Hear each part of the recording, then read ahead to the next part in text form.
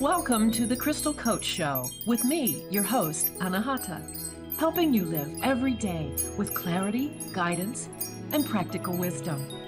Are you feeling overwhelmed, anxious, maybe disconnected? Do you ever feel like you don't know how to live a life of peace and joy? I am Anahata Roach, the Crystal Coach, and during this show, we channel divine wisdom through stories of service, spirituality, and stones for self-care. The Crystal Coach Show leaves you with a feeling of connection and the clarity that takes towards becoming the best version of yourself as you hear from thought leaders and many others to help you ignite the crystalline nature of who you really are. Stay tuned. The Crystal Coach Show starts now.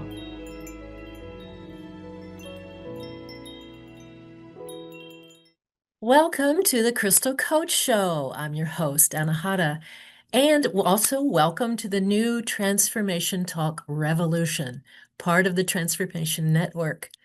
If you can actually now experience my show in a whole new way at ttrnetwork.com, especially when you want to watch live.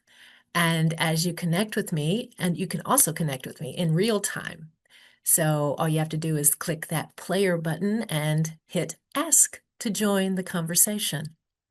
Okay, so if you are right now or ever have been in a virtual prison of fear, this episode is for you. Take it from me. Being encased in a prison of fear is no fun, and sometimes it feels like there's no escape from it. But yeah, there's hope, and I'm here to share that with you. Really, there's an ancient Chinese curse. It says, "May you live in interesting times." Friends, these are interesting times, aren't they? Yeah. But to me, it doesn't have to be a curse. It can be a blessing. It really depends on how you perceive it. So today we are tackling the energy of fear. I'll be offering you some tools and perspectives to practice that can help you shift out of fear long enough to recognize when you are in that energy and take steps to refocus on a more positive outlook. The key is redirecting your thoughts and actions as well. We'll wrap up today's exploration, as usual, with crystal and stone recommendations that help alleviate stress and anxiety, as well as promote a sense of calm and peace. Then I will offer mini crystal readings for callers during the show, the live show, if you're watching on recording, sorry. And so there's really something for everyone today. Let's start with defining fear. Fear is energy. We all know what fear feels like. It's heavy, like a chain around your neck, or it feels like a vice grip around your middle, making it really hard to breathe. As a thought, fear is even more threatening because the energy of the thought can become reality. Placing energy on a feared outcome can actually bring it into reality. Take the people who describe themselves as realists. While it may be prudent to prepare for any kind of emergency scenario, when the fear of an outcome becomes an obsession, that very outcome is likely to manifest. Zombie apocalypse, anybody?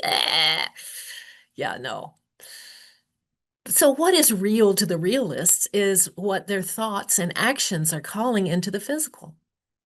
By focusing solely on what is not wanted, collectively, enough minds can bring that worst case scenario into being. And this is kind of why I was called to talk to you about mindfulness versus the prison of fear, because it's a battle only you can win. It's an individual thing. Yes, and collectively, if we're all focusing on the worst case scenario, we can collectively bring it into being. But if individuals, we can do our part to recognize that we are in that place, we're in that energy of fear,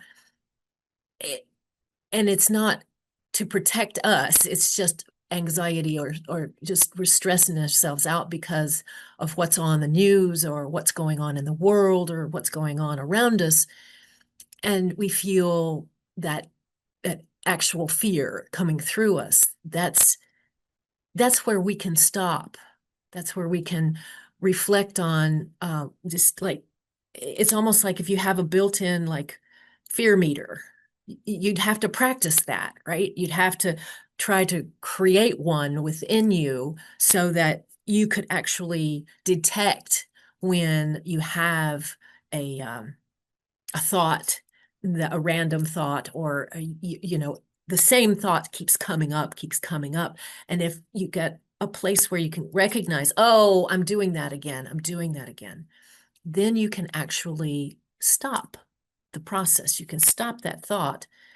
I feel that if the fertile field of the universe is going to grab a hold of a thought seed and plant it, but you got a grace period about 15-30 seconds. So you catch yourself in that, you go, no, no, no, that's not what I wanted to do. It's kind of like the Etch-a-Sketch. You just no, and it erases that thought and from the field, and it doesn't get planted. So the sooner you can grab it and erase it, the better off you'll be. But uh, just learning to do that, to catch yourself in that fear-based cycle and say, no, no, I'm not going to go there today. Um, that can help break this collective uh, movement towards a worst case scenario. I hope that makes sense, but that's what I was feeling, seeing the news, seeing, just a lot of my clients and my friends and my family so upset and so negative that I felt compelled to talk about, yes, we can do some things to counter that. Um, and it doesn't have to be getting out there with a sign. Yes, by all means, if you feel called to do that, do that. But if you can just regulate your own energy in a way that doesn't place a premium on that fear-based outcome, the less it doesn't get any stronger. It can weaken it over time. So holding space for the highest and best good of any kind of scenario, whatever's in the highest and best good, may it be so. And that thought of holding space for the highest good rather than being in the fear has shifted your energy. Let me give you a couple of examples of what I meant by you can manifest what you don't want. So, for example, Jenny, the youngest of four siblings, was absolutely terrified that she would develop Alzheimer's like her father did. And that fear, I mean, she carried that with her for a long time, and that fear was always in the back of her mind. She made references to it very often. So in her early 60s, she was diagnosed with Alzheimer's. And her other siblings are fine. Even one with the markers for Alzheimer's is fine. It is that energy of the fear of having it that actually was had the opposite kind of effect. It didn't protect her, it drew it to her.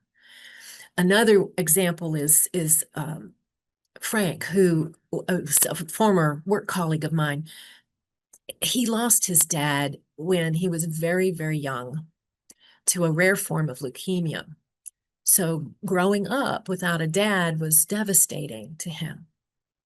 And he vowed to himself that he would always keep his body in great physical shape and always follow a strict, healthy diet. He even refused to think about getting married until he was past the age at which his own father had died.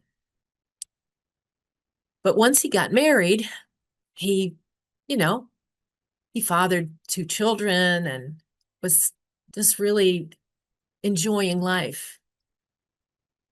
And then he developed the same leukemia that had taken his father. He did all the right things. Why would that happen? Because perhaps his motivation, his focus and purpose was not to get the disease. See what I mean? Was not to get the disease.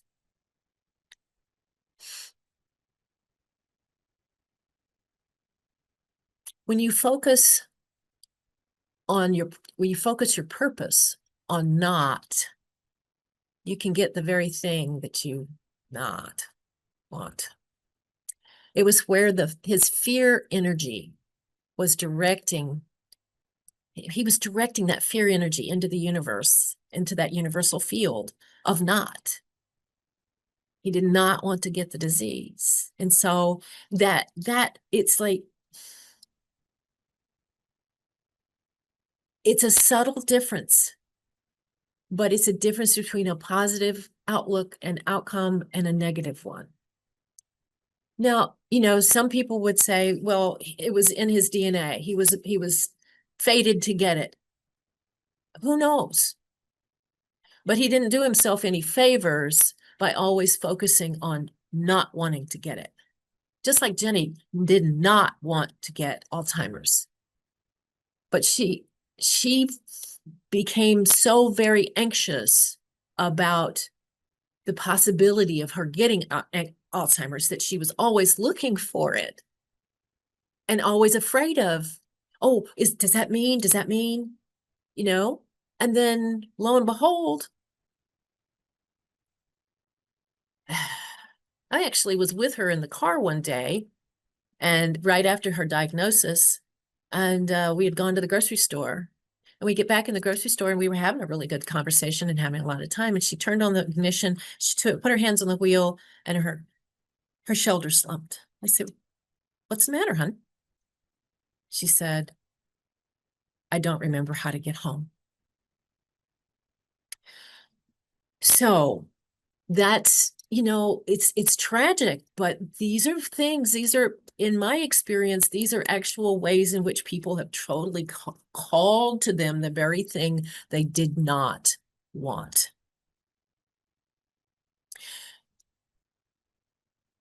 Fear then becomes a limiting belief energy that literally limits your options.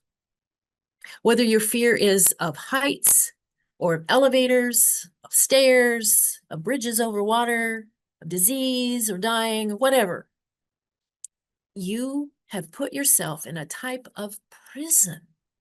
You're unable to escape or enjoy the fullness of life. This actually happened to me a long, long time ago, and I am probably revealing how ancient wisdomed I am by telling you that this was back in the days of the weapons of mass destruction. You all will have to Google that. But there was a big fear that a country in the Middle East had a weapon of mass destruction. And so there was an unprecedented attack on the capital of that country. The reason given is that they had weapons of mass destruction, and they were about to use it on the United States. Well, that was the propaganda at the time, and I bought into it hook, line, and sinker. I was afraid. I was terrified of the invasion because I had completely convinced myself that we were going to get blown up, that the atomic bomb was going to come and it was just going to blow everybody up and we were all going to die. And my son was very young, and his dad and I had joint custody, and he wasn't with me. So, it was just, I was gripped in such agony and angst over that I literally put myself in this prison of fear. Now, for me, fortunately, that didn't manifest. But I wasn't in the prison of fear for like all of my life, right? It was just that one-off kind of thing. But I know what it's like to feel so helpless and so powerless and so afraid that I just want to curl up into a fetal position and throw the covers over my head. And that's what I'm talking about when the emotion and the energy of fear overtakes you. It's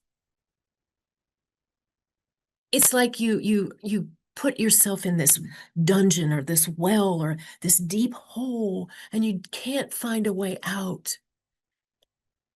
And this is what this is all about today, helping you find a way out. Let's take a quick break now, and when we come back, I'll share some tools for escaping that prison of fear. And be sure to go to the ttrnetwork.com and find the Ask button to comment or queue up for the mini readings later. I'm Anahata Roach, and this is The Crystal Coach Show. We'll be right back.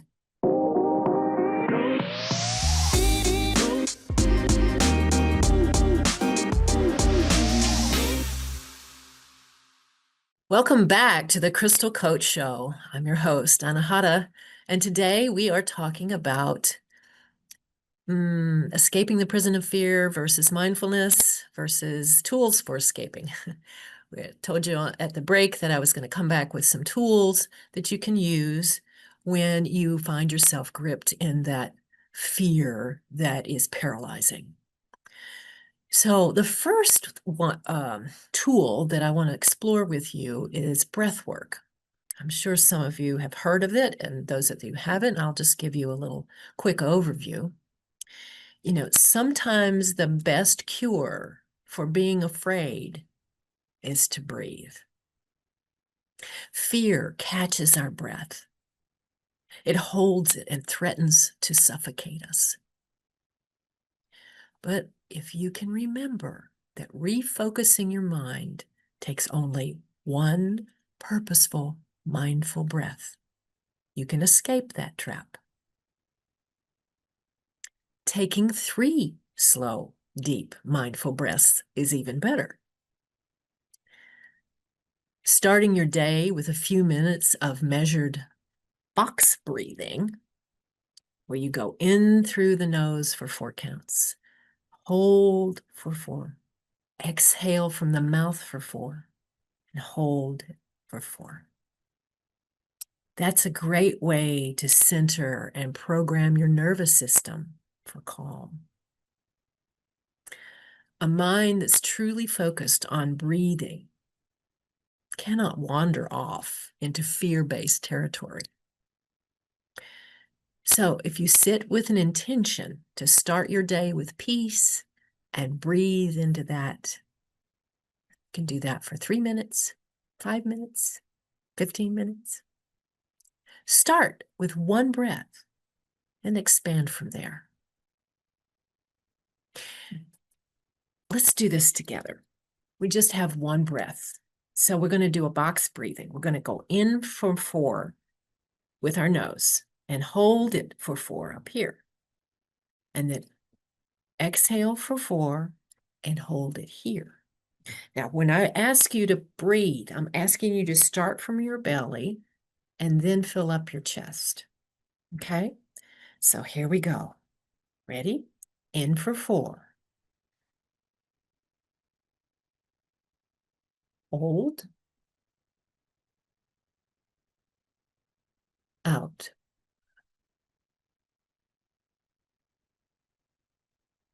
Hold.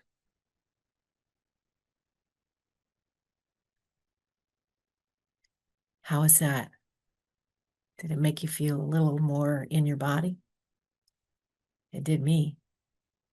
Can you imagine if you do it for a minute or 2 minutes or 3 minutes continuously? How much more centered you can be?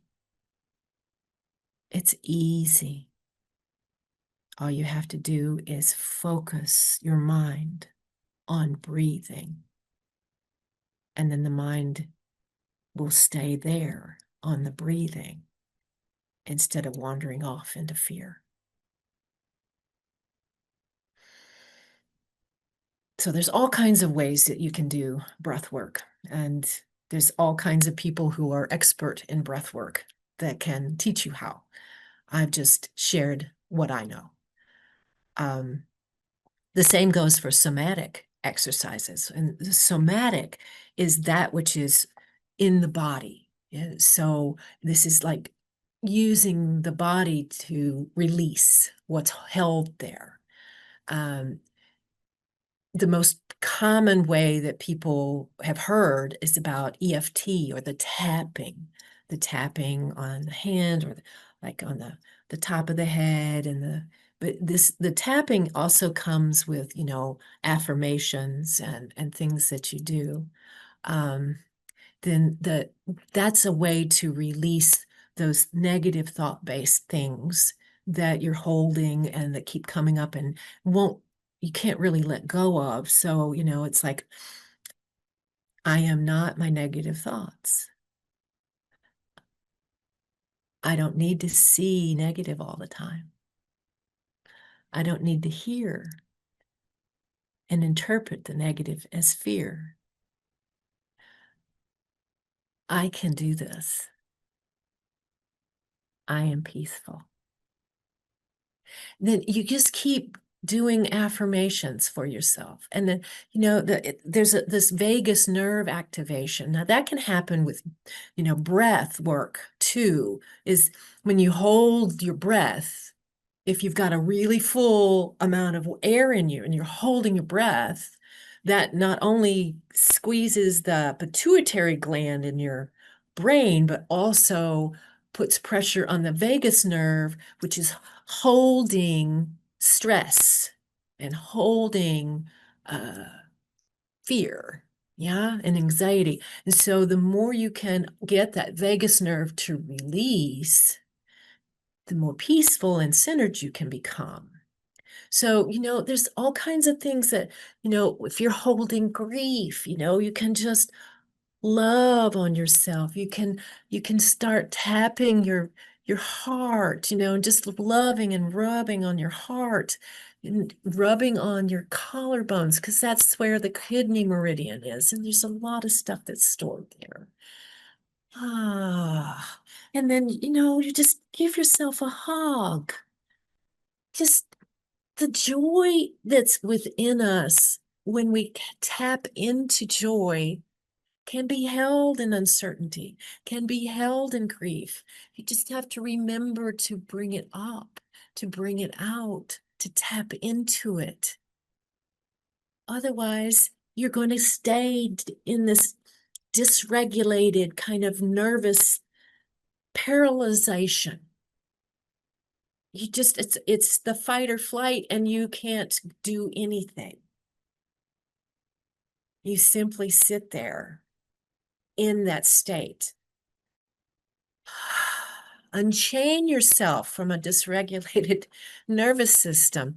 There's a woman on Instagram that I've found to be just really hysterically funny, but she knows her stuff, man. She is a wiry creature with a lot of energy, and she usually comes on her reels running around a corner going, "Hey, fuck nugget." And she talks about the vagus nerve. She talks about regulating your nervous system. She's really good. I tried to find her before I went on today, and I couldn't find, her handle's not a name. I mean, it's a like the painted lady, the painted giraffe, the painted something. It's not the painted giraffe. I looked that up because that's what I thought it was. But at any rate, she is really somebody that I would recommend you taking a look at and following for a few of her reels, because she's got some really helpful exercises, not only with breathing, but also with, certain areas of the body that you can hold and put pressure on, as I said, to release that vagus nerve.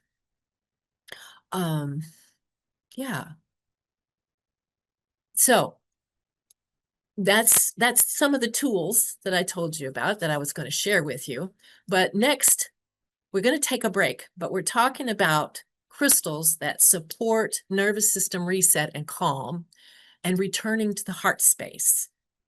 And after that will be our little mini readings with the crystal cards. So don't go away. We'll be right back.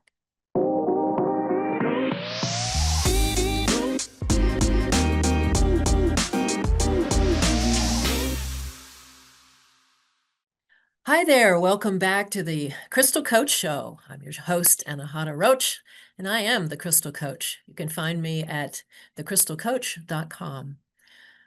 We're talking about fear and mindfulness and the tools that you can use to kind of reset your nervous system.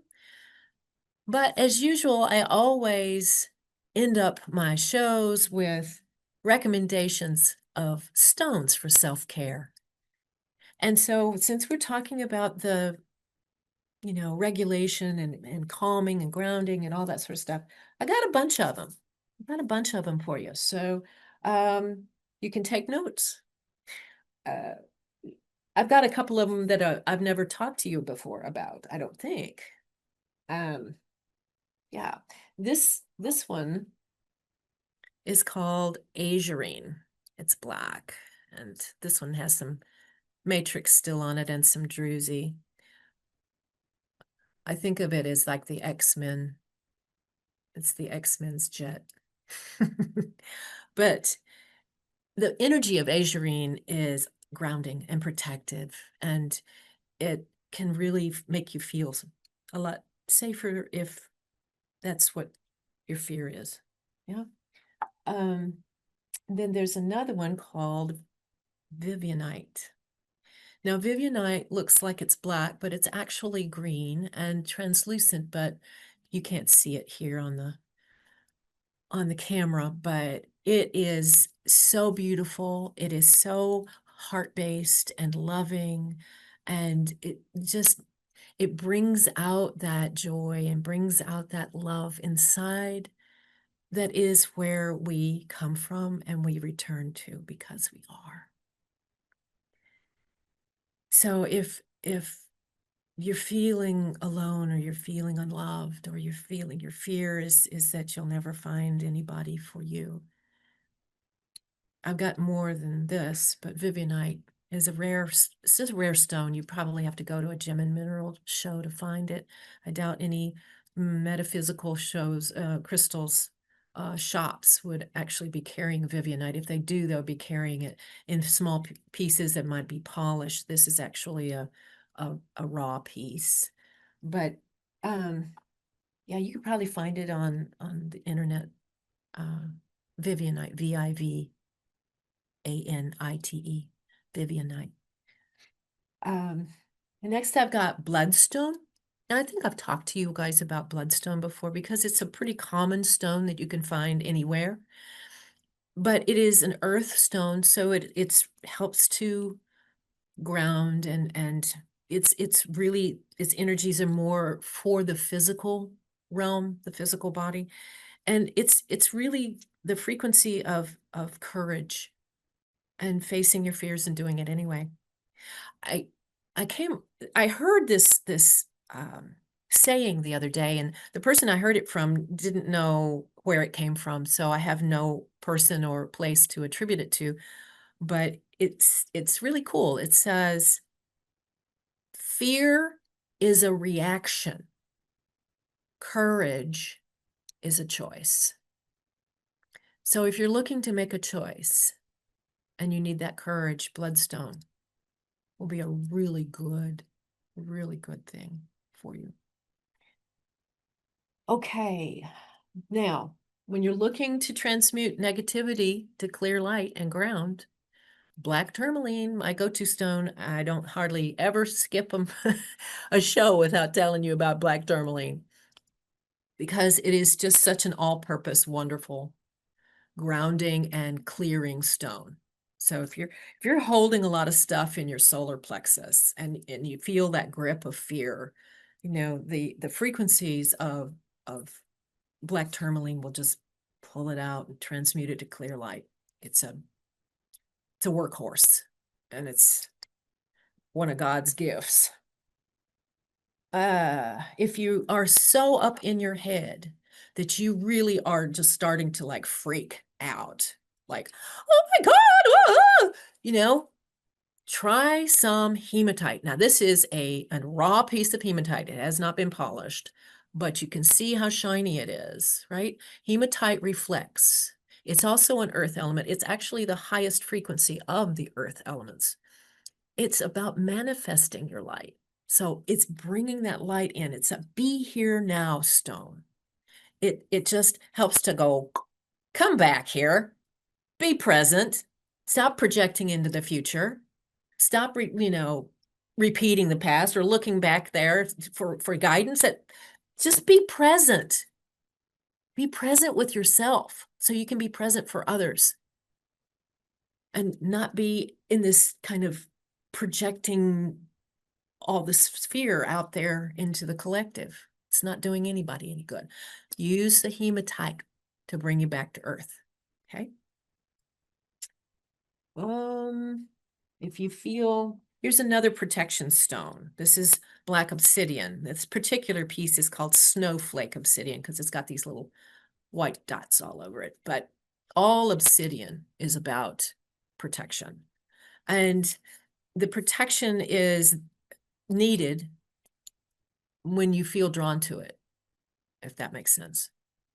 But it is the womb, it is the blackness, it is the dark where everything goes. It's quite actually grounding and calming and not fearful. So obsidian is also a really good stone for these times. If you really feel stuck, like this thought is not just you've done everything you can do, aquamarine. Aquamarine is a wonderful stone to help you release. It's a water element, so it's very kind of just like, let's just rinse all of that out. Let's just rinse it out because, this thought doesn't need to be here. I need to release this thought from my brain. I need to release this thought from my heart. I need to release this thought from my solar plexus. I need to release this thought from my energy field. That's how you use it. Okay. And you just sit with it.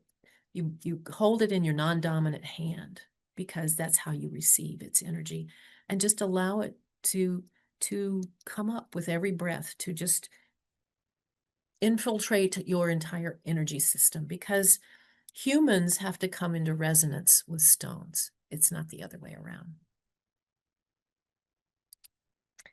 So let's see here. I got, always the go-to. Anytime you need some self-care, self-love, when you feel alone, when you feel defeated, when you feel like nothing's ever going to go right. Pink tourmaline, pink tourmaline. It's It's so soft. It's also a water element. So, it's the energy of it is just like a hug. It's just like a sweet, sweet hug. So there we go. Mm. I've got more. This is actually a piece of flint that I got at a gem and mineral show. Isn't it pretty? It's got these wavy lines in it and everything, but it's pink.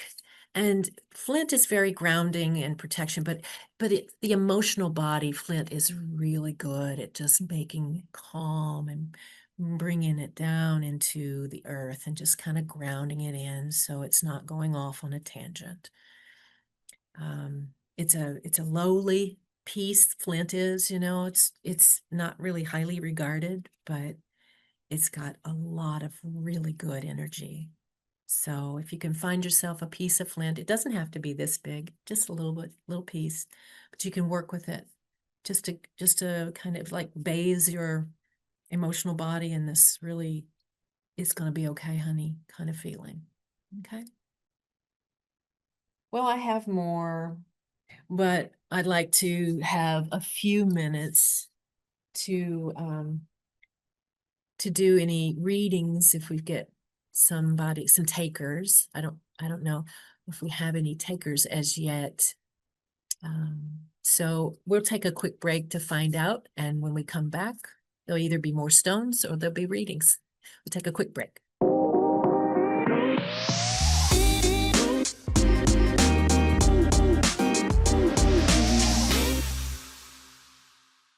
Hi there, Anahata Roach, the Crystal Coach, and you're watching the Crystal Coach Show. We're back, waiting for some callers. If we don't have any callers, then that's okay. I will do my own card, kind of like mini reading. We're just pulling one card just to kind of, because I want to ask if, I want to ask for guidance around,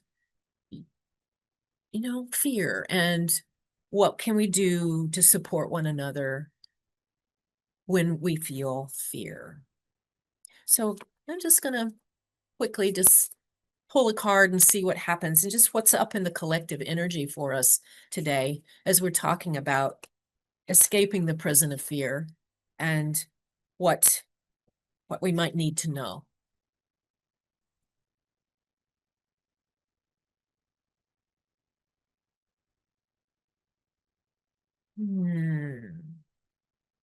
Oh, we're ready.